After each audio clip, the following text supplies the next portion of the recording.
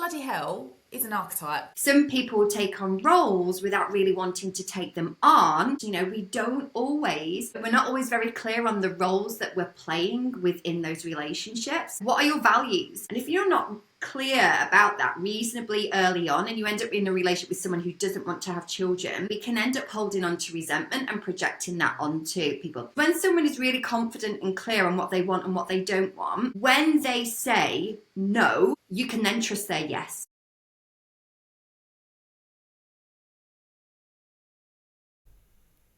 Okay guys, welcome to another episode of Unfuck Your Flow and Take Action. My name is Alice Dartnell and I am your host. I'm a time management and energy management coach, speaker and author, and it brings me great joy that you are here because that tells me that you are the kind of person that you're not playing small and you have got results to achieve. You want to unfuck your flow and take action. Now, the reason why I'm excited for this podcast today, lovely, is because taking action isn't just about the strategic doing the do, ticking like shit off a to-do list. It's also actually about really understanding who you are as a person. Now, so many times I'll say to somebody like, you know, what's the thing that's getting in your way? What's blocking you? And often the answer is me. Like, I'm the thing that's getting in my way. So this is why I really believe that when you understand more about who you are and what makes you tick, you can really then start getting the results that you want. You can really start taking action in the way that you want. So that is why I am really excited for this podcast, because this has a special guest in the form of Carla, and we are going to be diving deep into the 3 archetypes. So this is going to be a very different. I think you are going to love it. So let's roll.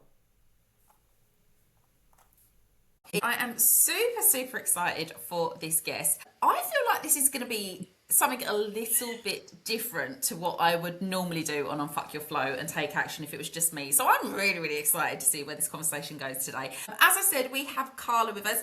Carla Crivaro. I'm giving myself a little pat on the back with that one because before we started recording, I was like, can I just check how to say your name? So apparently I nailed it, even with this accent. So Carla Crivaro is a sex, love and relationship coach who helps leaders and founders reignite their sex lives and deepen their relationships so they feel confident, desired and fully connected in every area of their life, from bedroom to boardroom, which I absolutely love. She believes your personal life is the foundation to your professional success. Carla works with people on one-to-one basis, group programs and in-person events. And Carla supports people who feel maybe shut down or disconnected in the bedroom so they can feel confident, vibrant and live again. So I'm really excited that you are here, because obviously this podcast is called Unfuck Your Flow and Take Action. So I'm all about the flow, the taking action, the confidence, the energy. So I think this is going to be an incredible conversation. And what we're going to specifically talk about today, Carla, is the 3 archetypes, which again, I'll give myself a little pat on the back for saying that word because I did also check how we pronounce that as well. Let's just go straight into it, love.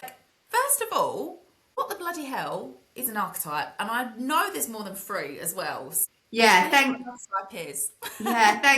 Alison. Thanks for inviting me on as well. So I am really celebrating you for having this conversation, because I think, you know, with the work that you do as well, it's like, what's a sex and relationship coach got to do with anything work related? And so like having that open mind and vision for like it all being relevant, I just want to like acknowledge that. So yeah, celebrating you.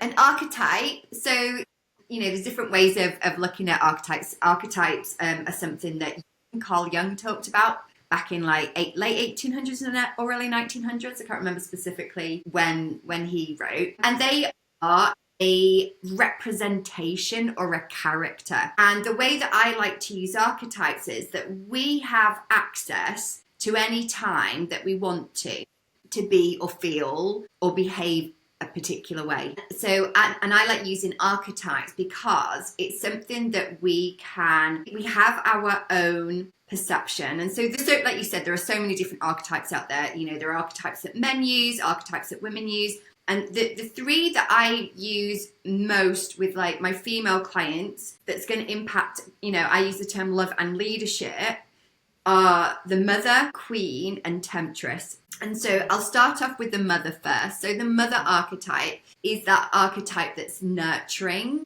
that's compassionate, that's loving. And the reason that it's important for you to have your own connection to what mother means. So like, you know, I always invite people to visualize the mother archetype, and you'll get people with slightly different variations of what that looks like. And all of that is perfect and welcome. And it's being able to connect to those qualities in a way that feels true for you as an individual, because we all have the capacity to be nurturing, to be compassionate, to be loving. And so, you know, it's connecting to that version of mother archetype and those qualities that we feel most connected to. So, you know, when people share their vision of what a mother archetype looks like, some imagine something that's quite elvish looking from like Tolkien. Some imagine, you know, a mother archetype, she's got a pinny surrounded by loads of children, you know. So what we consider to be the mother archetype in us is, you know, it is very, very personal. And the reason that I wanted to start off with her in particular is because the mother archetype, being the one that is nurturing and loving, when we give that to ourselves as human beings, you know, when we respond from that place, whether it's our love life, you know, whether it's at work, when we create the situation, so, you know, a way of self-love and a way of nurturing is our own self-care, which includes things like boundaries and speaking up for what we want and what we don't want. And so, you know, very often in relationships, whether that's romantic relationships or work relationships, you know, we're not always very clear on the roles that we're playing within those relationships. You know, speaking personally, when you get at home, it's like, who's doing the dishes or not? You know, quite often we don't actually talk about who's going to take on what role. And so some people will take on roles without really wanting to take them on, but because they've never said, hang on, I don't want to do this, or can we, you know, evaluate it, we can end up holding on to resentment and projecting that onto people. And it's exactly the same at work, you know. So if you're working or collaborating with somebody else, you know, I know that you've got events coming up, and it's about, you know, the speakers that you bring into your event. There will be a particular expectation that you have for them, what they need to do, how they need to approach it, and they will have a particular expectation, and you'll have a contract around that. And I'm not saying that, you know, in your family life you need to have that contract, but you do need to have those agreements, you know. And the people that go into business well, because I think a lot of women, they do go into business and relationships, you know, so it's across the board, but they'll definitely go into business relationships without those clear boundaries because they don't want to look like they're pushy, they don't want to look like they're aggressive. But the thing is, when we have really good boundaries, and good boundaries doesn't mean rigid, I mean, we're very clear on them, we're clear on our expectations, we allow the other person to feel safe. Because when you know what's expected of you or what's not expected of you, you know what that relationship is. And so it gives you that space at the other side of that. It gives you that space to trust the other person. Because when someone is really confident and clear on what they want and what they don't want, when they say no, you can then trust their yes. But if someone's not really clear and you're like, do they want that? Do they not? And you feel like you're walking on eggshells, and then they say yes, and then it's like, but did they really want that? And you start second guessing yourself. And then the person that says yes, but didn't really want the thing, whether that's in a relationship or business, because I hear so many women say, oh, I signed up to this, or I signed up to that, or I allowed my partner to do this, or I allowed my partner to do that, and I didn't want to. And then they end up having resentment for the other person because they were the ones that weren't holding their boundaries. And so I see like the mother archetype as, you know, this sort of almost foundational part of who we are that we can then build from. And so, you know, the way to tap into that, to the mother archetype, and something that I guide people through is, you know, envisioning what the archetype looks like, how it feels to be in her presence, and then asking her for the guidance, you know, what do I need to do in this particular situation? Because you're asking basically a part that's already inside you, like you already have access to that.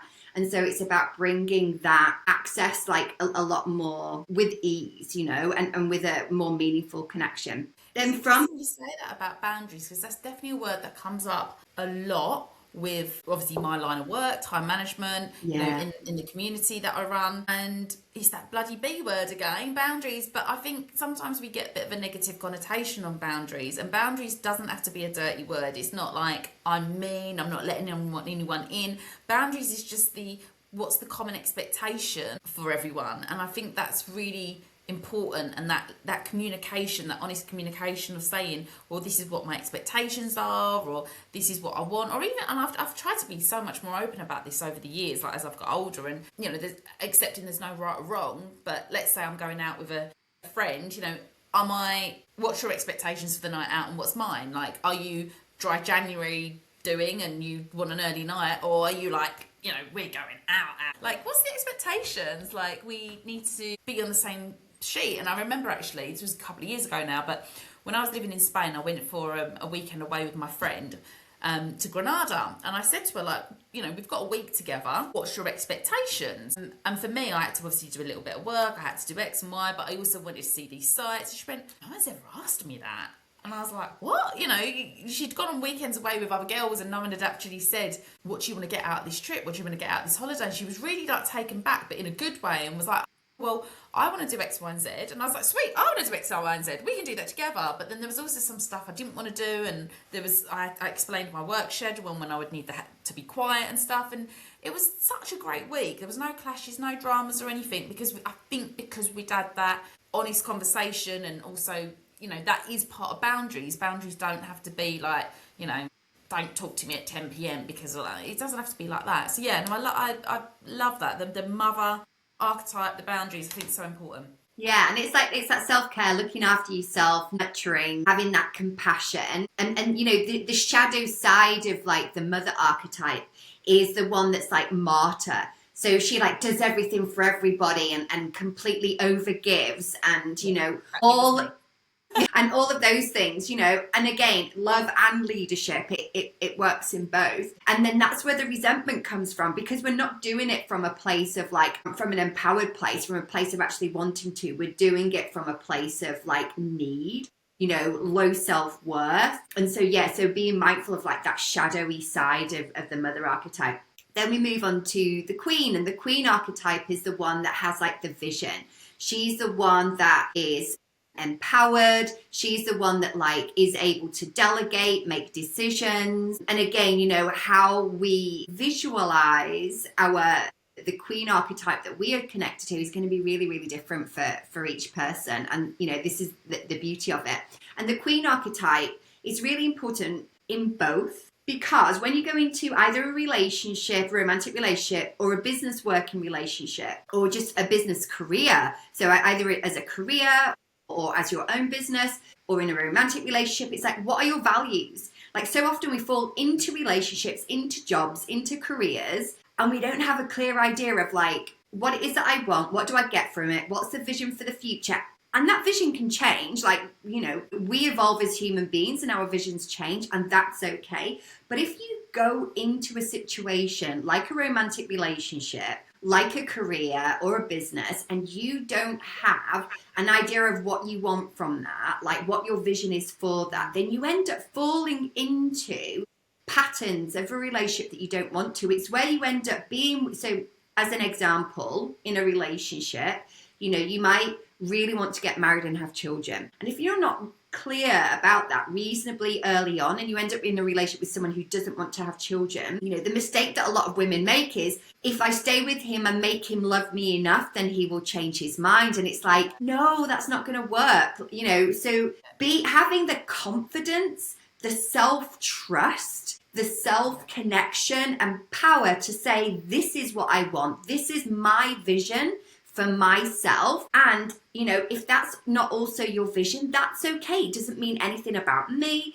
It doesn't mean anything about you, but I'm just staying true to my own values and the direction that I want to move in. And then, you know, when it comes to like your career, so many people go into jobs or roles or businesses, again, without that like vision. And, you can look at it as the vision being like, who am I serving? What do I want people to get from the work that I bring there? What direction is my career looking to go in? Am I just getting this job because I need the money? Or is this a job that I'm choosing because it's going to like launch pad me into a particular direction that I'm looking to go in?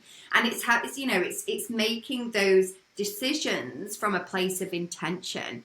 And it's being able also to delegate and not have to control the world around you. And so, and this comes from women needing to control things around them, comes from a lack of safety within their own nervous system. So when you don't feel safe, when you don't trust yourself to be with the potential problems that may arise, you're trying to avoid feeling something. If you can trust yourself that you can, there's something happens, it doesn't quite work out, then you can trust yourself to pivot, and you can trust yourself to be with the discomfort of it not working out. Yeah. And what a lot of people do is they try and avoid things happening by controlling the environment around them. So they try and control their partner, how he does things, the way that he does things, because they don't want to face the disappointment. They don't want to have to do it again. And it's exactly the same in careers, trying to control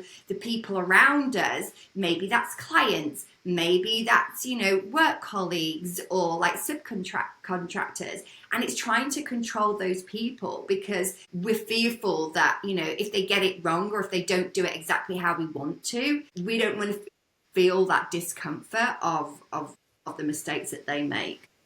I definitely was control freak Alice, and trying to control times, the timing of stuff. So it probably came across that I was really great at planning, but really deep down it wasn't planning. It was absolute fucking control freak to be like, this needs to happen because I need to know what I'm doing in 12 months time. And I'm trying to live a life now that's more aligned, like the words that you use, with like vision and values. And I think when you do that as well, you'll bring the right people to you, but you'll act and take action in the way that feels good as well, and not like control freak. So my examples, like with my event, I feel so clear on who this event is for and what I'm trying to achieve and who I want in the room. People have started coming to me saying like, oh, can I be, are you taking speakers? Because they're aligned with that. But also I'm acting from a place of sheer excitement rather than control freak Alice. Like this would have, do you know what I mean? Like control freak Alice would have been like, here is my Gantt chart, come on, let's go. And like would have been like on it with people. Now I'm like, obviously there's deadlines to meet and stuff, but it feels good because it's like in line with my values and my vision. It's like a big difference. Exactly that. And I love the fact that you just named that, because what happens is when we have the mother archetype and the queen archetype, like creating the foundation. So, we're looking after ourselves, we're being compassionate and loving. We know the direction that we want to go in. We have the vision. We've created a container. And from that container, we get to have fun because we're trusting ourselves. So we trust our yes, our no's. We trust our vision. We trust where we're going. And when we trust ourselves, we can have fun because our nervous system can relax. And that's the Temptress. And it's just like you said, that the Temptress energy is like, she's the archetype of magnetism, of desire, of playfulness, of sensuality. And, when it comes to like your romantic life, rather than when you don't have like your queen and mother archetype supporting you in the Temptress energy, then, your partner gets home after a day's work and like you're stressed out, unhappy because things aren't going the way that you want to in the house, but you've not brought it up. You're just resenting him and making passive aggressive comments. And he gets home and that like, there's not the playfulness and fun there.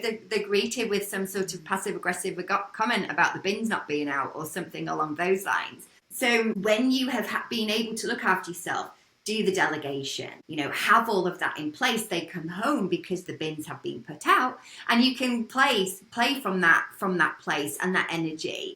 And it's, and when you connect to the sensual part of yourself, so, sensual can be like pleasure with regards to sexuality, or sensual is also like being able to feel. And it's really difficult to explain when you haven't experienced what it feels like to be embodied and in your body. I find it really difficult to explain to somebody who's not got there yet.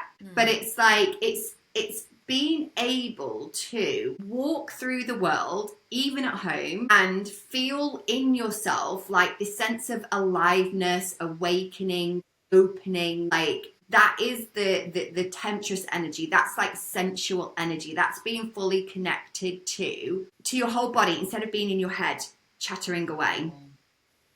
And then at work, the Temptress energy, like you said, because you're coming at it from a place of fun, people are reaching out to you because that energy that you have, that playfulness, it looks fun, it looks exciting. I want to be there. I want to be a part of it. And it's that that's bringing in, it's the magnetism of that, you know, because you are feeling, and you will know this, you know, people are managing their energy, they're managing their time, so that they feel good, because when you feel good and you've got that space and your energy is filled, then you know, a sales call comes in and you handle it completely differently than if you're exhausted and experiencing resentment because of whatever else has happened. So with these 3 archetypes, is it a case of like you're one or the other, or can you mold yourself into another one? Is it about blending them? Like how do you work with them?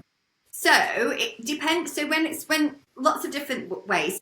An example. So if you think about a challenge that you currently have right now, a challenge that you currently got in your life, Alice, personally or professionally, are you open to sharing one? When you say challenge, is it a challenge like... I don't know how to approach this. I can't think of one off the top of my head. I'm sure I've got loads. And we've got challenges every time. You know, not everything we do, don't we? I don't know if it is a challenge, but we'll just take the event, for example, because that's like a big project that I'm working on at the moment. Okay, and so what's element of it there is feeling like, you know, you're not sure of, you don't know what to do, it feels maybe difficult or clunky. Because I have never gone this big before, so it's like, oh, you know, stepping out of the comfort zone. There's obviously, you know, I can't just rinse and repeat last year. There's going to be obviously more actions in. There's more people to organise because I've got speakers and sponsors and stuff. So yeah, I guess that's the challenge in that sense. So it's like the organisation and planning. Yeah, and just doing more and managing more than I've typically done in the past. Okay, like and so last year's event, for example. So which of the archetypes do you feel would be most supportive to you? Probably not so much the Temptress. It might be the Queen, the vision, the values, or it might be the Mother, the one that's like looking after you, boundaries, expectations, that sort of thing. Maybe a bit both of those two. Yeah. Are you allowed to? Yeah, you can have to. And so what you would do, I mean, there's different ways to approach it, but then what you would do is you would take the Mother archetype, close down your eyes, imagine her like on a chair next to you, see her like what she's dressing, what she's wearing, how she's moving, notice how you're feeling watching her, how you feel seeing her, and then you ask her the question, like, I'm struggling with the organisation around my event, you know, all of the delegation, what advice do you have for me around this? And then just listening and then noticing what comes back. And then, you know, you'll be told lots of different things. Then you can ask some more questions. And something that I really invite people to do is afterwards is to take that Mother archetype or whichever archetype that you're working with, bring them into your body and you feel yourself absorbing their energy. Because I think Joe Dispenza talks about it. I don't really follow him, but I was talking about this with somebody else and they said, oh, that's what Joe Dispenza does. And it's like, if you can feel the sensation and emotion in your body, so if you can feel that sense of love and calmness and like boundariness, and if you can allow yourself to feel that sensation in your body, then you can behave and move from that place itself. Does that make sense? Absolutely, yeah. Yeah. And so I take say that to like my clients who maybe are stuck or procrastinating, and it's like, for me, it's not just about taking the action, it's about where is that coming from? Because you could do the same step 1, 2, 3, 4, but if it's it coming from a place of love, fear, abundance, scarcity, like where is it coming from? And that will completely change the outcome. or how you feel about it. Like, you know, are you doing something like my event? Are you doing it from a place of excitement and people feel that magnetic energy? Or is it a place of like, oh God, I can't do this? It does feel different, doesn't it? Like you can, yeah, I think it feels different. And I think that as well helps unlock action as well. Like if you are stuck. Yeah. And so, so then when you feel that you have become that mother archetype, and then you can approach your event from that place, you know, so there might be certain tasks and stuff that you think, okay, I can connect to this part of myself because it is actually you. You know, it's not outside of yourself. It's this part of you, this wisdom that's already in there, but sometimes we just don't have access to it because like we've got something going on in our mind that's like, you know, doubting us, you know, this inner critic that's like, you know, maybe we've got quite a few of them in there with different voices and different fears. And so sometimes when there's so much noise, doing something that brings us back into the body, back to our own connection to self, back to our own wisdom, because nobody knows what's best for you better than you do yourself. And so it's like slowing down and coming back to your own guidance. And a lot of my work is around that. It's about bringing the self-trust. You know, do you know, should I stay or should I go when it comes to a relationship? You know, I don't tell people what to do. I'm bringing them back to their own sense of like trust. What do they want to do? You know, how do they want to approach it? And I find as well, and this is why I use the tagline bedroom to boardroom, because, you know, people come to me with problems around sex and relationships and that sort of thing. But then as we're working through things and they get better boundaries and they start trusting themselves and then they get clear on their own vision for what they want for their romantic life, you know, then they make shifts and go, actually, I don't want to be in that job anymore. It gives me anxiety. I'm going to set up my own business. Or actually, you know, I don't want to actually serve those people for my business anymore. I want to go and do something completely different. You know, this has been transformational for me and I want more people to experience it. So I'm going to, you know, support people in this way. And you know, because we said, didn't we, recently on an Instagram live that we did together on my account, that, you know, these things, they're fluid within that the skills, they are ways of being, they are ways of like connecting to ourselves that are fluid within every area of our life, not just, you know, that's why you can't separate personal and business. Yeah, no, I totally agree. And I love that as well. Is the feeling that I'm getting is like, maybe that's not the right word, but it is a little bit of, you can't be all of one or all of something else. And I think that was definitely my downfall, is that I was just so like, yeah, what was it? The definitely the martyr. Like I definitely was, like the control freak and a martyr and stuff like that. And it's very overpowering. And also I think now I'm more of a balanced person, where sometimes, you know, it is the queen energy or the Temptress energy, and I'm like, I'm on it and I'm efficient, and but then other times it's like, no, I need the mother energy and I need to nurture myself and look after myself. And I think sometimes we don't ask ourselves enough, like, actually, what is it I need at the moment? And we're just on default or just noise, and we're not actually tuning into what we need. That's a massive one. And I think in every area of our lives, a lot of people are doing that. Yeah, like slowing down.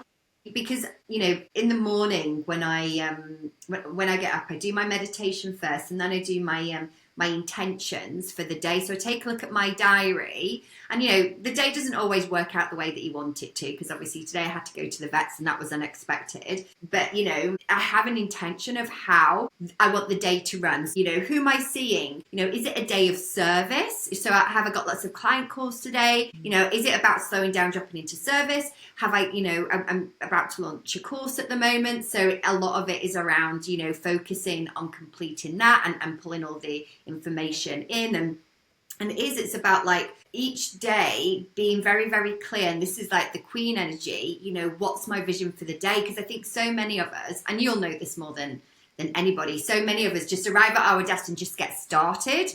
Yeah, and I'm big on this. I'm like, I used to think, let me caveat this, I used to think you had to have some kind of elaborate morning routine because that was the way to start your day. So it would be like this 2-hour, like really unmanageable, like I've got to do my journaling and my vision my gratitude and, you know, this or that and the other. And it's like, Jesus, that's taking me like a couple of hours. We ain't got time for that. Like, sometimes it is just something as very simple as like, what is the intention, or how do I want to feel in this day? But even if it's only just 5 seconds before you open up your laptop or as the laptop's powering up, because that's so important. Like, actually, what do you want to get out of this, and how do you want to feel? And I always do that on strategy sessions with people as well. It isn't just like, right, what are the action steps? It's like, actually, let's reverse engineer this. What do you want the end of this? Like, how do you want to feel? Like, what's the outcome and stuff? So yeah, I totally agree. Like, please don't open up your laptop and just like straight away, yeah, what's the intention? And because what I do personally when it comes to work is, so I have like a big long list of things that need doing. And then I like take from that, you know, the main priority things for focusing on today. And what I notice is sometimes I'll have things on my to-do list, like my big one that I need to get through, and then, you know, take elements of it and put it into a smaller one for each day. And you'll find things that stay on your to-do list for like ever until you decide that's been there a while, I'm going to let it go. But, you know, the thing is, if you don't do that and you just like, I'm just going to start at the top and work my way down, then you don't, then you do things that actually, did I really need to do that? Because I could spend all day if I wanted to, like there's so many different things that I could do to my website to modify it, change it, and do all of the things to make it even better and even more perfect. And they are on the big to-do list, but that's been there like a good while now. So it's just one of those things. I'm laughing because I'm the same, and I'm like, oh, that fucking website. But that's also a positive thing, because you're focusing right now on the things that are really, really important. And this I'm going to take into our personal lives as well, because another thing that we do is we don't prioritize looking after ourselves. So, you know, the reason that we don't start the gym, the reason that we don't go on that walk, the reason that we don't go, you know, and meet our friends or do whatever it is, or the reason that we don't message our friend for the coffee is because we leave it further down the line. You know, I'll do it when, and women always do this, like they will do the thing and then get the reward at the end of it. And I notice with my children, at the weekend, you know, we get together and we clean, and my kids, if it's a really big clean because the house is in a real state, you know, they will say, can we have a break for a bit? And I'm like, oh, let's get it done and have a reward. But then actually I think, no, I think they have got the right way of approaching it. You do some things and reward yourself anyway, and then you go, because otherwise you're always postponing the reward. Like there's the risk that happens. And there's always something more to do. Like I always say to my clients, like, you will never get to the end of your to-do list, so don't wait until you've got to the end of the to-do list to go to the gym or go on that holiday or whatever.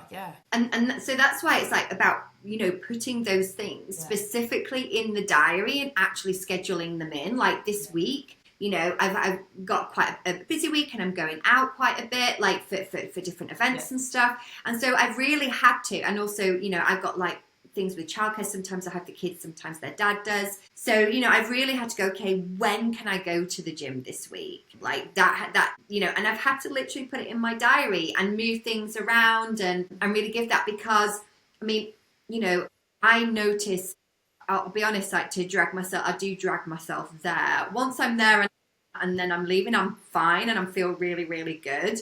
You just got to get through that first 10 minutes, haven't you? Yeah.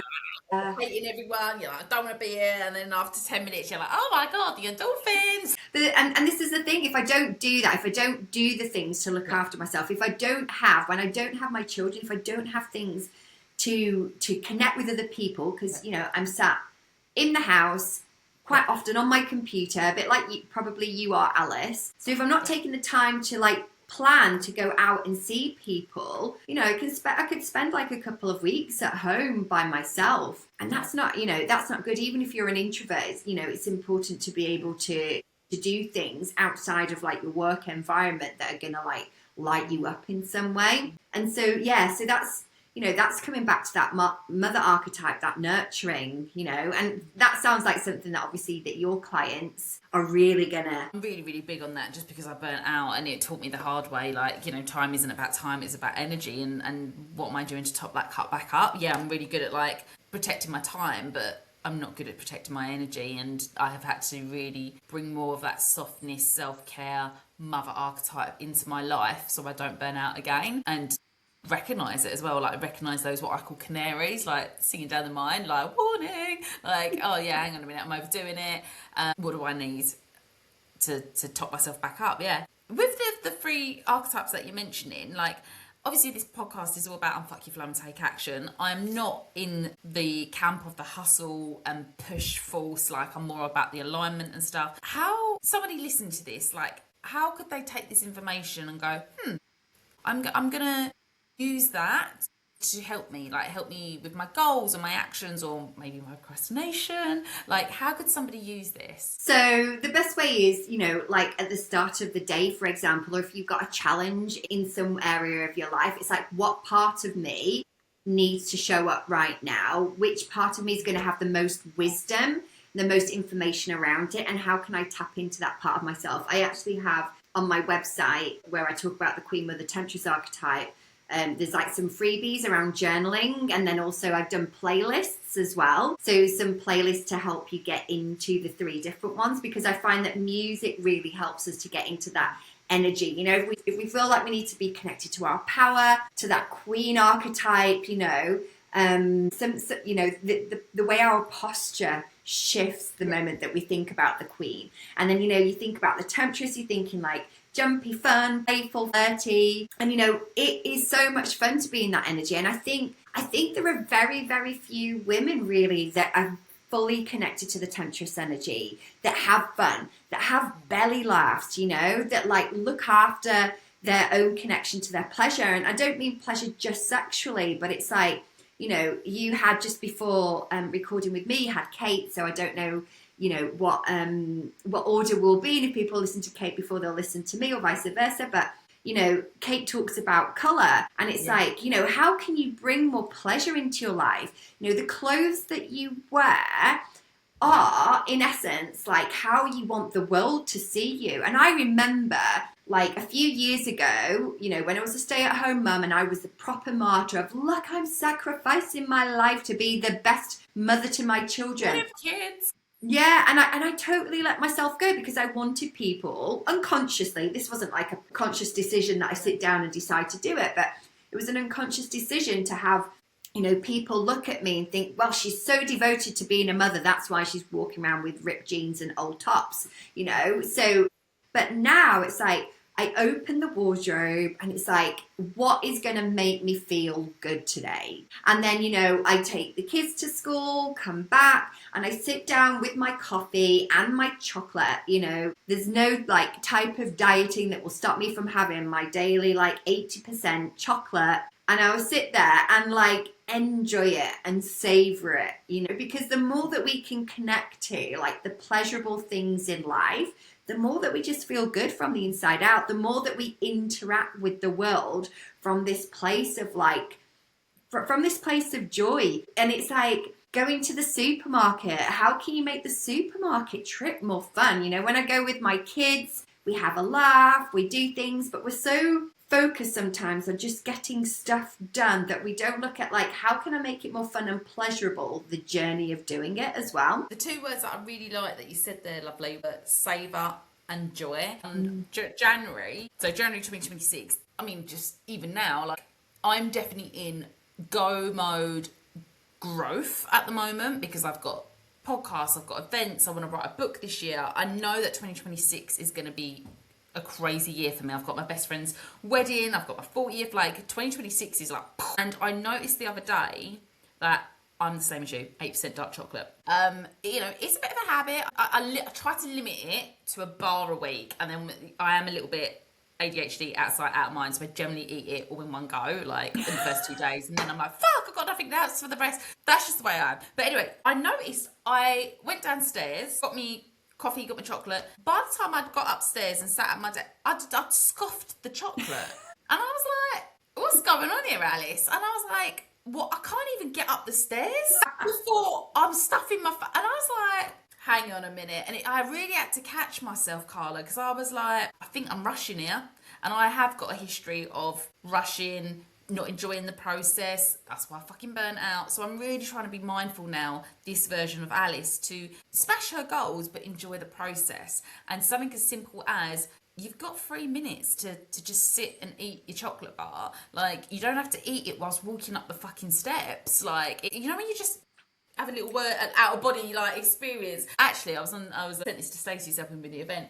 I stacked it up the stairs, obviously, because I'm trying to like multitask and eat and whatever. And I just threw hot chocolate all up the fucking wall. And I was like, and I think that was my breaking point, Carla, where I was a bit like, what are you doing, Dartnell? Like stop rushing. But anyway, my point is savour and joy.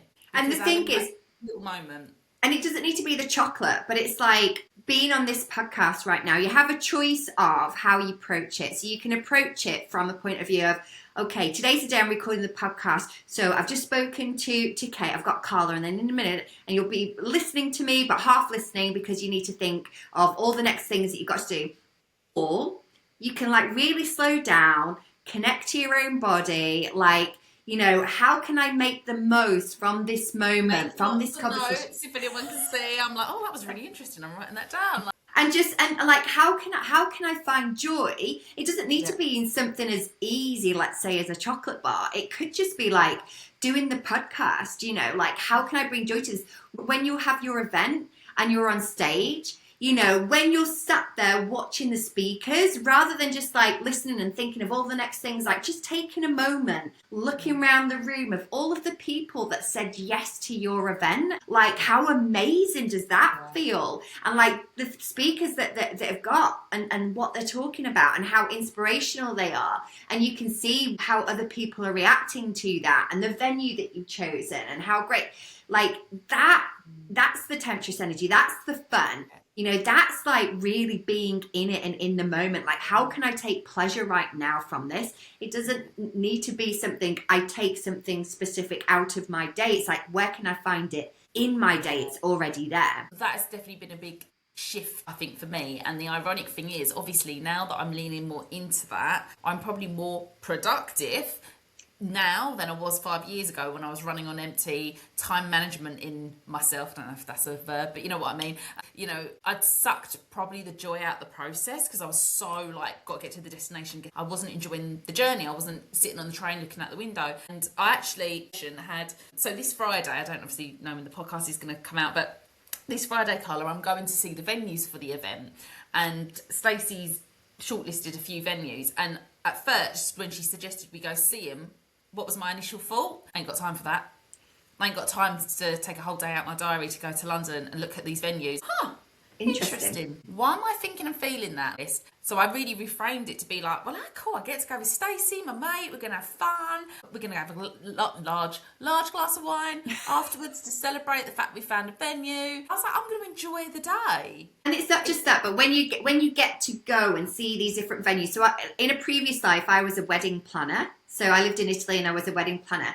And it's like, how can you get excited about the vision that you're going to create in the room itself? So you're going to see these different rooms, and you, if you want to, you can choose to be in that room and imagine what it's going to look like with, I don't know how many people there are going to be, but you know, 50 plus. Love it. So like, you know, what the room's going to look like with 50 people, like, and allow yourself to really feel that, you know. And it's a little bit like going to buy a house, going to look at venues, you know, it's you will get that feeling in your body of like, this is the place, this is the one, you know.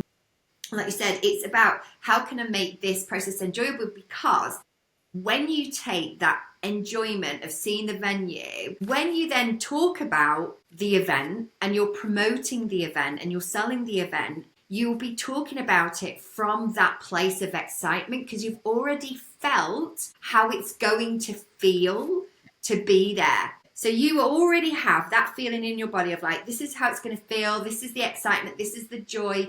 This is what it's going to look like. And you're already there. You've already told your nervous system, this is what's going to happen. This is what it's going to be like. So then when you speak to people about it, you're speaking already from that place. And that's going to be the magnetism. And that's what's going to attract people. And that's what's going to create the excitement. So interesting about how, you know, these different archetypes can give a different energy and help us with our different actions and stuff. And I think so many times we just look at a to-do list, probably freak out, go, shit, there's not enough hours in the day, and just boom, slam straight into the to-do list, tick off as quick as possible. Whereas actually, if we just take a little moment to step back and think, okay, what's the energy I'm bringing, the archetype that I need here. Shit, I'm facing this challenge. I think that's just such a more proactive way to approach stuff. So yeah, I really, really love that. If people want to come find you, work with you, get some more support, where can they go find you, lovely? So the best place would probably be my website, which is carlacrivaro.com. And the reason that I say the best is because of social media. Like, there's lots of censorship around anything that talks about sex and anything too sexy. So all the juiciest content is on my website. I am on Instagram, the.sexuality.sanctuary. But if you Google my name, you'll generally find lots of things about me anyway. So quite easy. Thank you for being here. Thank you for being on the Unfuck Your Flow and Take Action podcast. And guys listening as well, thank you so, so much for being here. Please do listen, like, share, and we will see you in the next episode.